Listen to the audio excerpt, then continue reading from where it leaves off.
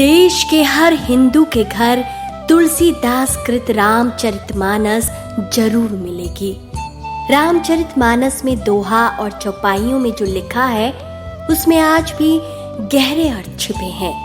क्या आप जानते हैं इन्हीं दोहों और चौपाई में ऐसी बात लिखी है जिसका ज्यादातर हिंदुओं को भी नहीं पता। ये धर्म ग्रंथ जीवन का एक बेहतर मार्ग प्रदर्शक होती है। एक चौपाई है जो हमें बताती है हमें किस तरह के इंसान से बात नहीं करनी चाहिए, क्योंकि अगर हम ऐसा करते हैं तो समय तो बर्बाद होगा ही, लेकिन उसके साथ साथ हम मुसीबत में भी फंस सकते हैं।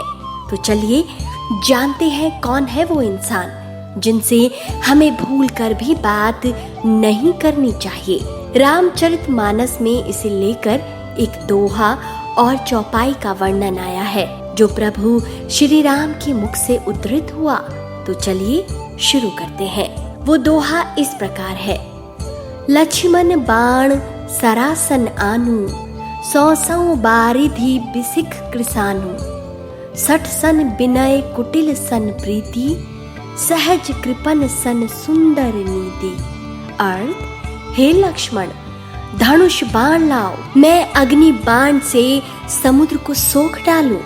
मूर्ख से विनय, कुटिल के साथ प्रीति, स्वाभाविक ही कंजूस से सुंदर नीति। इस दोहे का भावार्थ है, प्रभु श्री राम कहते हैं कि मूर्ख से कभी भी विनय पूर्वक बात नहीं करना चाहिए।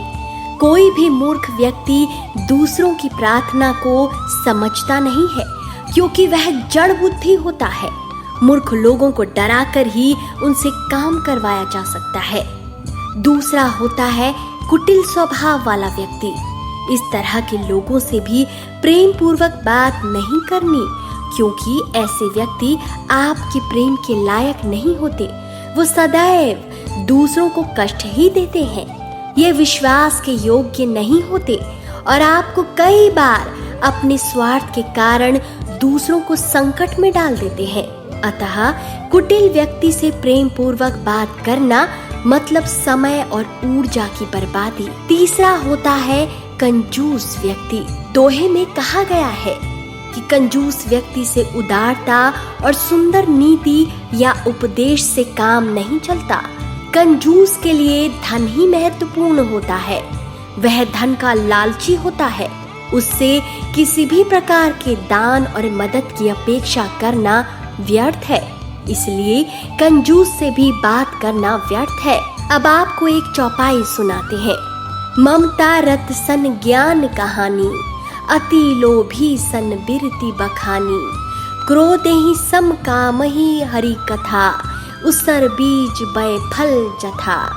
इस चौपाई का अर्थ है, ममता में फंसे मनुष्य से ज्ञान की कथा, अत्यंत लोभी से वैराग्य का, क्रोधी से शांति का और कामी से भगवान की कथा का वर्णन मतलब वैसा ही परिणाम निकलता है जैसे ऊसर भूमि में बीज होने से होता है, यानी सब व्यर्थ जाएगा।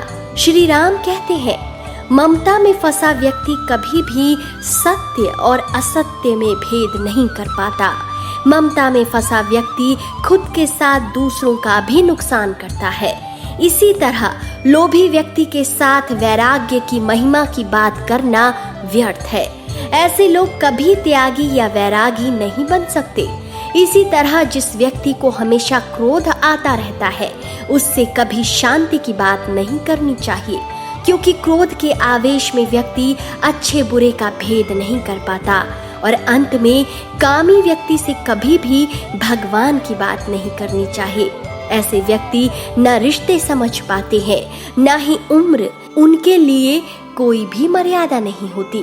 तो दोस्तों, आपको आज का ये वीडियो कैसा लगा? अपनी राय कमेंट सेक्शन में जरूर दीजिए। जय श्री राम।